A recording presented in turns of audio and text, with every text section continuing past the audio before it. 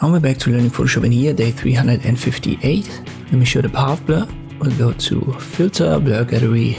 Right there you can find it, and by default you should get a small line. You can drag the end and start point around. And you can actually left click on these 2 points and then adjust right here the endpoint speed. That goes for both points, even though the first one is the start point, but you can adjust the speed here as well, which is then the intensity.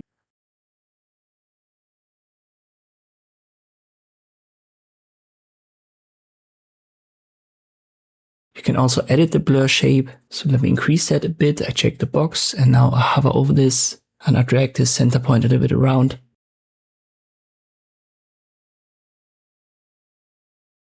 And you can see, you can in principle even create these curved blurs right here at this point. But the overall intensity is actually the speed up here. So this is kind of like the intensity for everything. And then the endpoint speed is just the intensity for that specific point. You can also taper it, but if you go too far, it will get rid of the entire blur. For the most part, you want to have a centered blur so that repositions it a little bit so that it's still in center. And by principle, you can add more of these lines. Just hover over an empty area, left click, and the line will continue until you've left clicked on the endpoint yet again.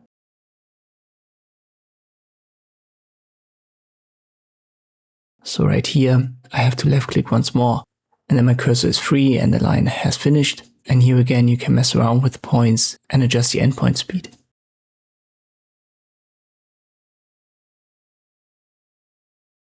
When you want to get rid of it, select it, press the delete key.